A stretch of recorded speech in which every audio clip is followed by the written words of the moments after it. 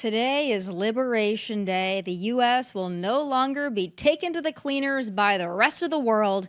But on the downside, Canada may slap tariffs on flamethrowers, false beards, church bell cases, live monkeys, and manatee meat. We'll get into that.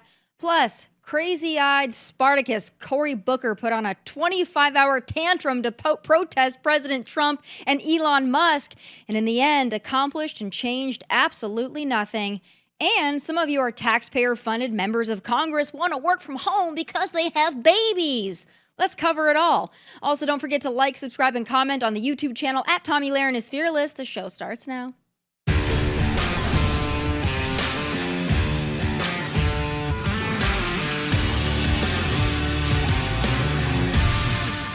How much more of a person that is doing tyrannical things as he takes our Constitution and continues to trash it, how much more can we endure before we, in a collective chorus of conviction in our country, say enough is enough? He wants to take power from our Congress. The people of the United States of America, all of us, have to stand up and say, no, not on my watch. I'm a Republican, I'm a veteran, I'm a police officer, I'm a firefighter, I'm a teacher. Not in America. We won't allow this. What kind of bully are you?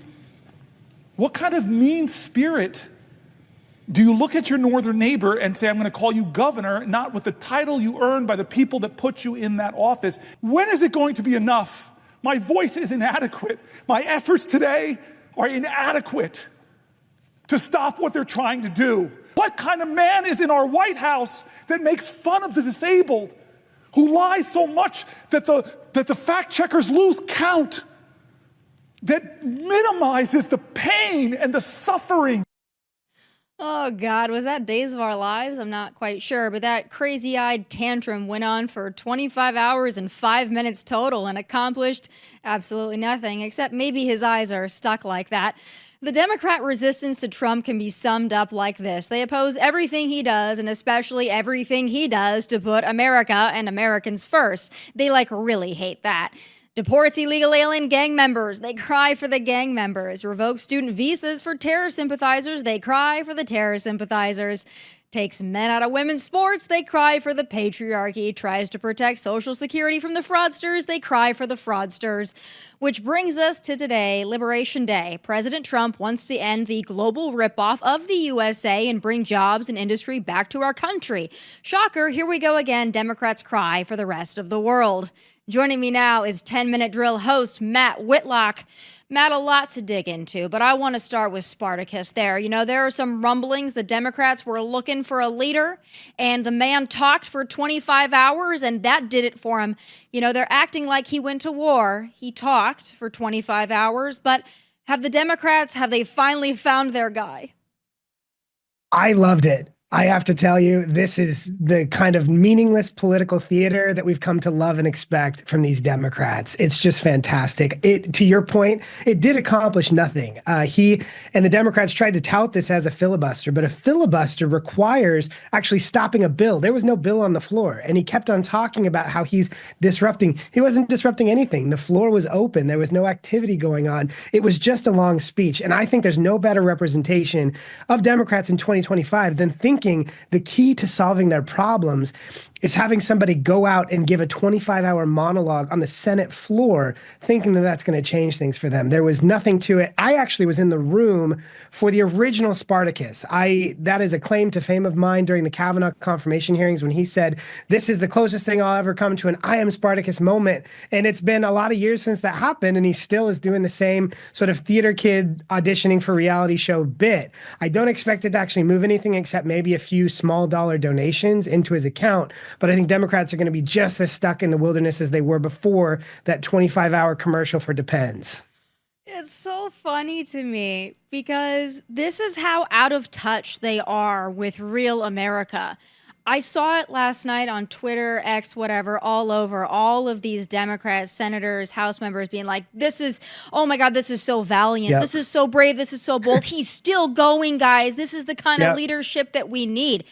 They really do think that him just talking aimlessly for 25 hours because he broke a record, right? Like the Guinness Book of World Records is really what people vote on. That somehow that was so valiant, like they really acted like this man was taking arrows from, enemy fire here. That's exactly right. They think that. And it's very crazy because Cory Booker hasn't passed a bill this decade. They think that if they do enough sort of reality TV style feats of strength, they'll be able to convince people that they're having some actual progress instead of just a lot of visible motion. But it really is just theater. And I don't think that they're getting any closer to sort of finding their way out of the wilderness, particularly as President Trump continues to deliver win after win after win. And the best they can do is sort of have these very public emotional meltdowns and kind of struggle sessions. But I will continue to watch with my popcorn and enjoy, because they're not getting any closer to actually substantively stopping any of the important things that he's trying to do. Well, I hope that Cory Booker is their guy. I hope that he's the one that they rely on to save the Democratic Party. I love that for them. I love that for us. So a couple other things, just going back to yesterday. Couple of victories in Florida, which is great, kind of expected victories. And the Democrats are going to try to take this win with the Supreme Court in Wisconsin. And I'm not saying it's not important. It is, the fact that they got a lefty in there, I guess good for them. It's disappointing for us. Obviously, it's got major implications for redistricting, and it could be a problem. And I talked about it before the election. But I think what they want to gloss over, which I think is actually a bigger victory for America, is the voter ID initiative. The number of people that came out and said, we want voter ID. Now, Democrats hate voter ID. They want everybody anywhere to vote all the time, dead or alive, a couple times, illegal, not. I mean, they just want a free-for-all. They want us to vote like we're voting for American Idol or Dancing with the Stars. But what do you think yesterday tells us about the popularity of President Trump? Because the Democrats are trying to say the Supreme Court defeat means that people don't like Trump. I think that they're going to try and parse results. For example, they really want you to pay attention to Wisconsin, but they want you to ignore Florida. They spent about 14-1 in Florida to lose, and they had told people that we were going to see, a much closer result than we ended up seeing. So to spend, $14 million, for example, against Randy Fine and still lose by about 14% when they were telling people behind the scenes it was going to be within 3 or 4 points, that's embarrassing for them. But it also speaks to the fact that these dynamics are not the national referendums they wanted them to be. In Wisconsin, this was a $90 million Supreme Court race. I think it's incredibly valuable that people like Elon, people like Scott Presler and others went there to sort of dive in with the get out the vote effort, because we recognize we have a challenge as the now sort of low propensity voter party. President Trump is able to turn out voters who don't normally engage in the political process. The problem is when President Trump's not on the ballot, those people are less likely to turn out. So we're working to combat that. But this always was going to be a tough fight for us. The odds were against us from the beginning. I think, Elon really lent a lot of value to this. And it was interesting to see people like Tim Walz come out and say, we defeated the billionaire. They didn't defeat the billionaire. They used their billionaires to defeat our single billionaire. They had George Soros, Reid Hoffman, J.B. Pritzker, all of these people investing a lot in this campaign. And it ended up being a $90 million race. The Republican or the more conservative candidate was heavily outspent. Obviously, we would have really liked to win that, and I think it's an important seat.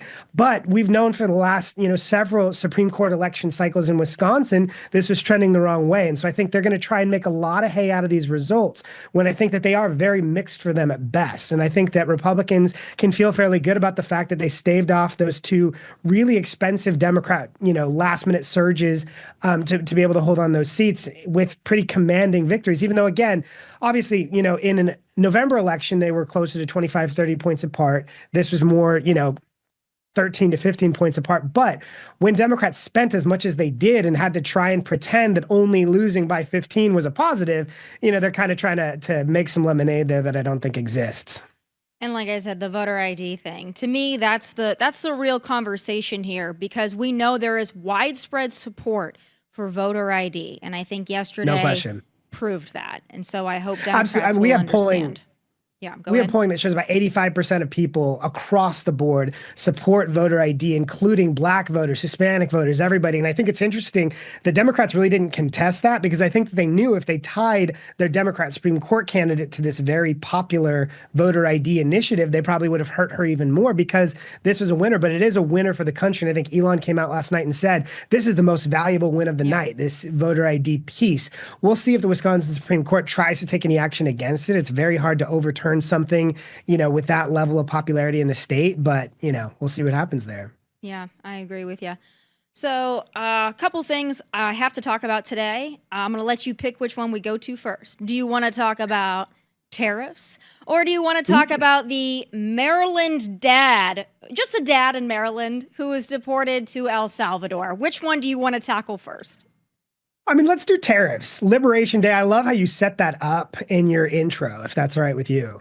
Let's go into it. So we don't know, all the details just quite yet about what these tariffs are going to mean. We know from the president, though, that they're going to be more generous than reciprocal tariffs. Of course, you've got people that say this is a calamity. The prices are going to go up. You can't do this. And there's people on the left and the right that are like, oh, no, don't do tariffs. So the way I see it is Donald Trump, somebody had to do it, right? In order for the United States not to be ripped off in perpetuity forever, somebody had to make this move. And what this showed is that President Trump, given that he's not trying to be reelected, although he jokes about it, he's saying, listen, I'm going to go ahead and do this now because if I don't do it, nobody will. America will not be ripped off anymore. I love it. I think trust the process. What's your take? I think that's the argument he's making, trust the process. And it's interesting to see so many in the media state it as President Trump is starting a trade war when President Trump's argument is the trade war's been going all this time. We just have kind of been, sort of letting it happen to us instead of playing a more active role in dictating it on our terms. Now, we know polls and markets show there's a lot of concern about tariffs, but as you said, President Trump's ask is trust the process, believe that this is the moment for economic nationalism, and that's what he's promoting here. His argument, and he's supported tariffs for his entire life. He ran on tariffs. Somebody showed on Twitter today an ad in the New York Times that he published in 1987, the year I was born, promoting tariffs and saying if only our leaders could grow a backbone and support more of this economic nationalism. So we knew what we were getting with him. And the choice that voters made in November was between a continuation of what Democrats had done for the last 4 years, which is raise our cost of living by giving out hundreds of billions of dollars to their campaign donors at solar companies, or the guy who might in the short term raise costs while trying to bring back our supply chains that we know are incredibly vulnerable, trying to bring back American industrialization, trying to bring back manufacturing. And people chose the latter because those are noble goals, even if to President Trump's argument, there might be a little bit of short-term pain in the process. The long-term gain and value will be there. And so I think that a lot of people are going to sit back and say we're willing to trust the process. I think it'll be on a fairly short leash, but I also think this will be what determines the midterms. And if his gamble, I don't necessarily want to call it a gamble, but if his plan plays out, it'll be incredibly positive for Republicans for a very, very long time to come. And that's what Hill leaders are kind of banking on here is we're going to trust the process. We're going to follow the lead of the guy that, got elected and helped a lot of us get elected and hope it turns out okay. But as I said, markets are reacting in a very sort of short-term way in 401ks and retirement accounts. A lot of that will bounce back if it has the positive impact that President Trump is talking about. But there is some concern and some nerves. And so, he's going to continue to make a case. He's going to speak to the American people and try and explain his vision and how this can impact them. And if he turns out right, it will be a massive, massive payoff, both economically, but also for Republicans politically. Yeah, I say shoot your shot while you got the chance to shoot it. And I think that's exactly what President Trump is doing. And I also I love just pointing out hypocrisy because all these Democrats and these Democrat strategists and the people that are unhappy with these tariffs, they're like, we can't afford short-term pain. Like we can't go through any time where prices might go up. And I'm like, under Joe Biden, y'all were perfectly fine with that. You told us that inflation was transitory. You said, No hey, question. just get over it. The things aren't as bad as you thought. And to that point, I'll also say when they told us, hey, listen, there's going to be some short-term pain in which we're going to shut down our whole freaking economy for a year and a half because of COVID.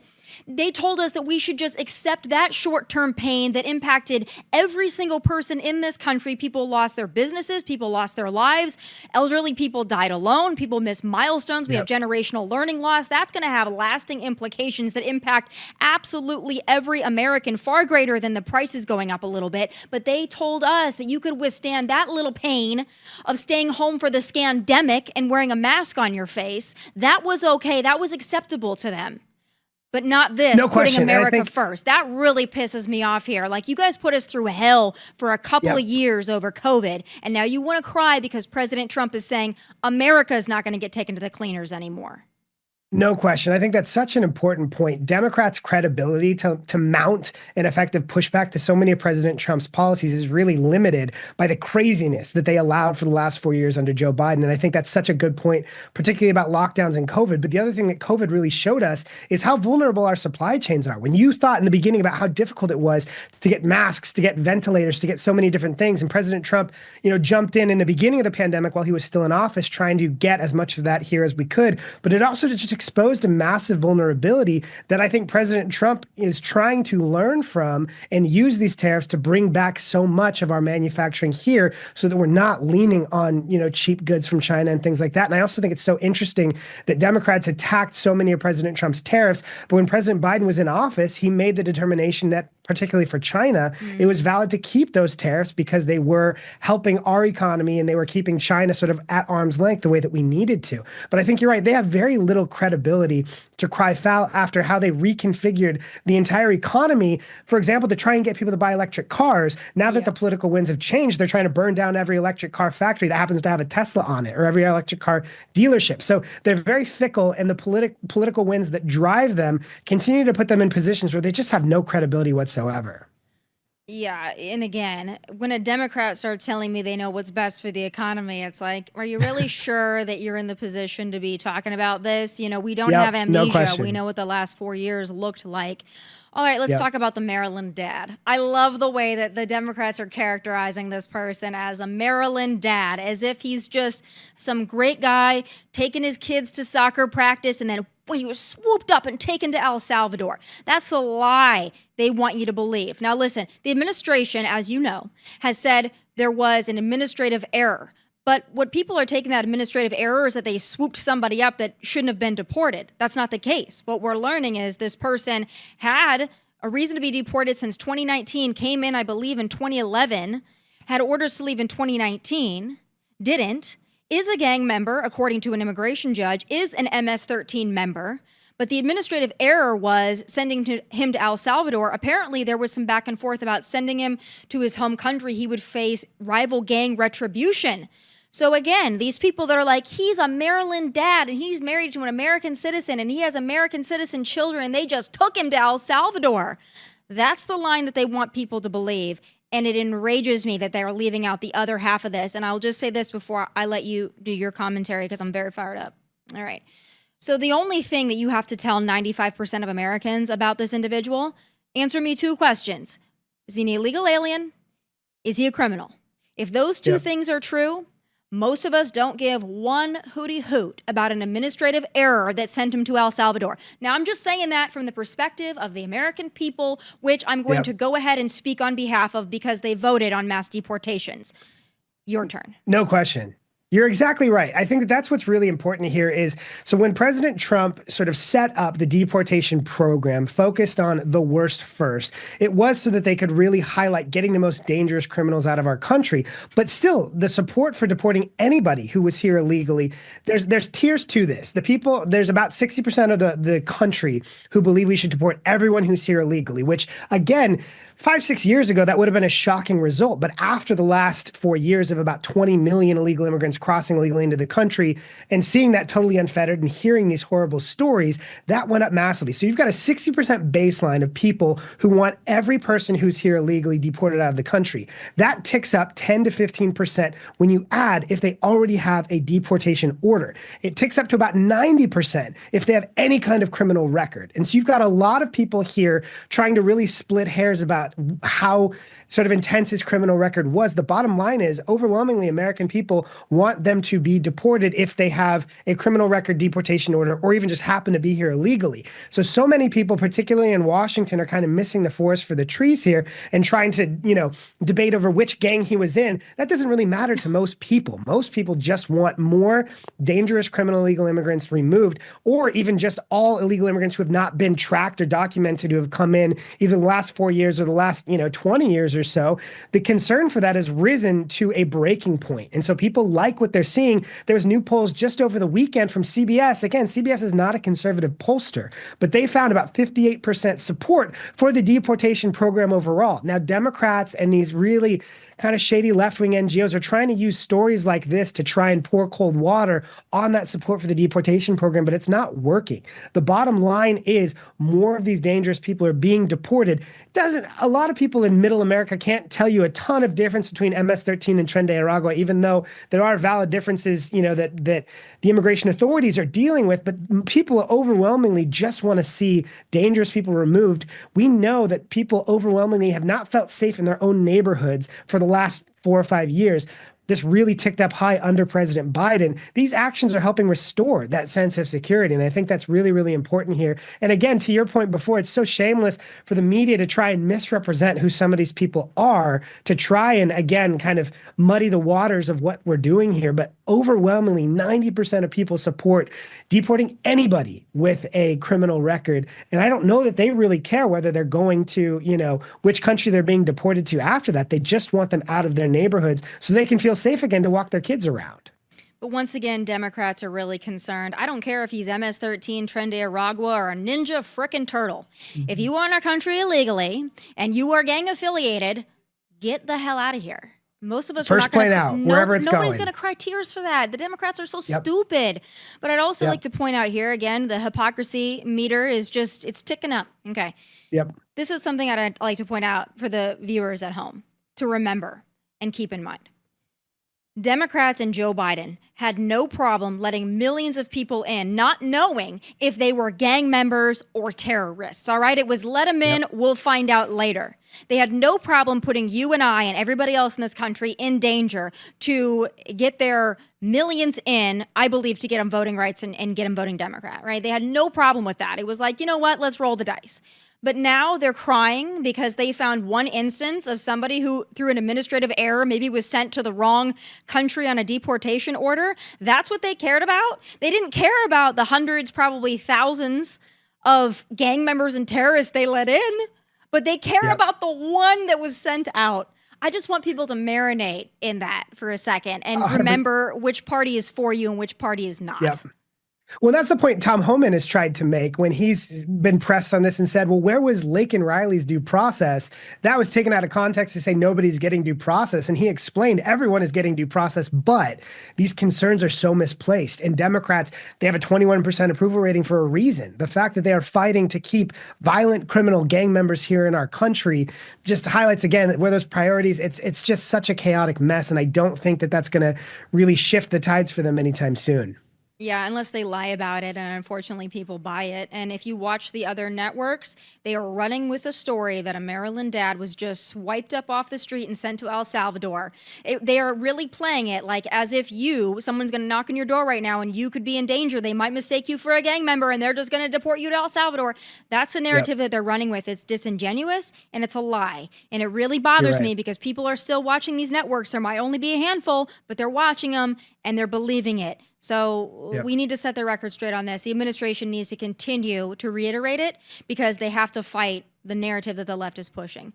No question. Another thing I want to talk to you about is kind of, I wouldn't call it a pop culture thing, but it's just a news headline that got a little traction yesterday that I think is really important to point out. Now, again, I don't know if I know the entire story here. I don't think we know the full thing, but I want to talk about this Georgia dad, all right, who was, I guess, arrested for leaving his kids in McDonald's while he went to an interview and arrested for that. A lot of people are upset, and not necessarily at the cops because you leave your kids, whatever, I understand it. But, you know, in a time when people are trying to get out of work, in a time when people would rather collect assistance than go for a job interview, this one really tugs at the heartstrings. What's your take? I completely agree. So I approach this from two different angles. I have a 1-year-old who he's actually turning one tomorrow, and the idea of leaving him with a 10-year-old kind of terrifies me, but I have the luxury of having that concern. This person's trying to get to a job interview to provide for these kids. And so when I hear this story, I think his ambitions are noble. He wants to care for his family, and this is maybe the best circumstance he could come up with to keep them safe. If it were me, I wouldn't have done that with my kids, but I do hear this and think, I wish the police would recognize what he's trying to do there and give him a break. Again, when I was 8, 9, 10 years old, I was helping watch my younger siblings. I think that in a play place where you expect there to be other people, there's a little bit of a sense of safety. To me, I read this and I just think you got to cut the guy a break. He's a dad doing the best for his kids, trying to get to a job interview. To your point, when you look at how many people out there are perfectly happy on assistance, finding ways to get by that don't involve, trying to get out there, trying to hustle for a job, trying to make a paycheck. Or how many dads are so you can feed your not in the kids. picture? How many dads just gone Yep. run off to do something else? This guy's That's at least how I trying read to go this get too. a job. And you know what I also say too? We don't know his home situation. Maybe leaving his kids at home was a much more terrifying option. Maybe, that prospect, like the McDonald's might have been the safest place in his mind for those kids to go. And not everybody can afford childcare. Our members of Congress are sure crying about it on their privileged asses, but not everybody can afford that. I'm going to talk about that later. But I think this is just a real noble person, and I want to highlight this person. If indeed we do know the full story here, I think this guy's trying to do the right thing, and I think it's important. Couldn't agree more. And I agree with you. I think he deserves a break on this, and I hope that the police are lenient. I know he was arrested. It would have been great if they could just kind of give him a warning or try and figure it out better. But I wish him all the best in his job pursuit. And I think that there's a GoFundMe for him. I think I saw that. I think a professional athlete, and I think it was, don't quote me on this, but I think it was Antonio Brown actually, who started a GoFundMe. Wow. So, and again, this is what I saw on X, so don't hold me to that, but it's something that I saw, and I hope it's true. I hope it's the case. Yep. I love that. I'm going to talk about this at length in my final thoughts, so the American people are going to see my perspective loud and clear. But I do want to get your perspective on what I just alluded to here. And this is yesterday, the whole showdown, the members of Congress, the baby, we want to vote from home. We want to have someone else vote for us while we are home with our kids. I want to know your initial take. It's interesting. You keep seeing that Democrat representative from Colorado who brings her baby on the floor to talk about this. I personally, it makes me cringe just a little bit to use a child as a prop like that. My wife has worked for most of the time we've had kids, and it's been a sacrifice, but we found ways to make it work. So I want to try and see the argument that they're making there, but I also feel like, the proxy voting system has been so abused, and the Constitution is very clear about how that voting system is supposed to work. They're trying to make a really good case for the value of having these, young new mothers able to provide their perspective as elected representatives.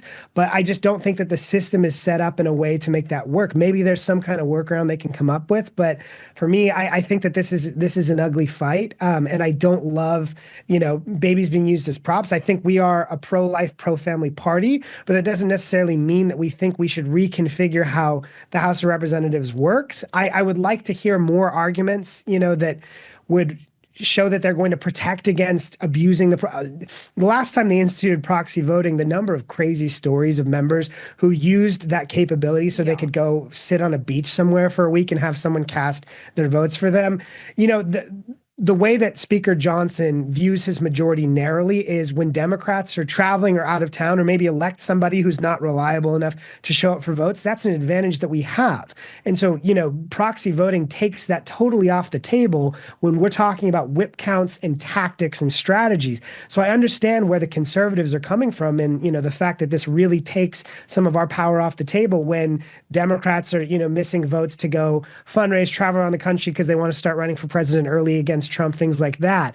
So I see their argument there. To me, this raises a lot of questions and concerns that I have real nerves about. So you have actually a better perspective on Congress than I do, or more intel, I guess. So is it true that members of Congress, they get daycare? Do they have daycare perks?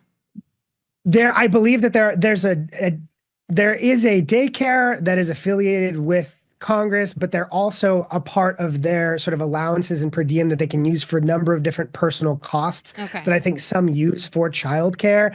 I think when I look at how members of Congress get special sort of benefits, it really is difficult for me to have a ton of sympathy for them when you consider what other people around the country are trying to navigate with their kids who don't have these taxpayer-funded perks that they all deal with. And so that part of it, having those extra benefits as members of Congress, it does bother me a little bit that they think that they need a little bit more allowance there that isn't given to, your normal everyday worker. And there's no proxy voting system in the Senate. When somebody is sick or has a surgery, you count that as a part of your vote for planning purposes. When you need to bring up a bill that is going to have a close vote, you have to either hold it off or schedule it around things like that. And I think that, it's because that's how the Constitution set things up. You elect a person and they're the only person that can cast a vote on behalf of their constituents. Now, Representative Luna and others are trying to argue that that should be shifted.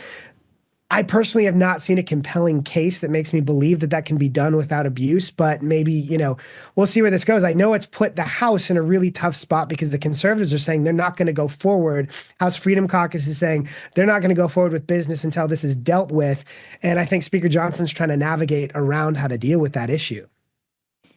Yeah. I'm about to go off on my final thoughts on this. I'm excited to hear your final thoughts about it. Oh yes, please stay tuned. I have a lot to say. It really bothers me.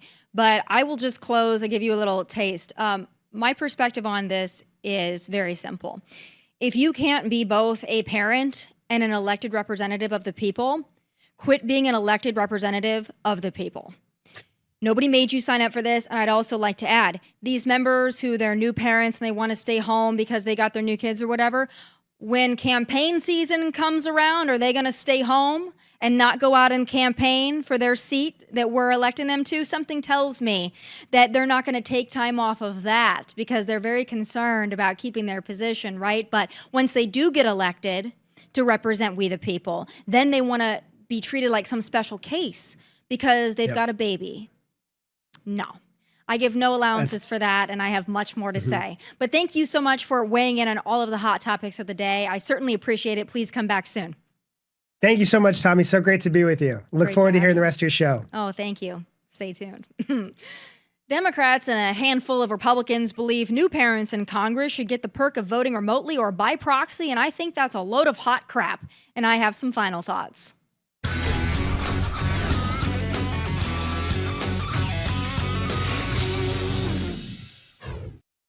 So 9 Republicans and all Democrats worked to advance a measure to allow new parents in Congress to vote remotely or by proxy for 12 weeks after they or their spouse give birth.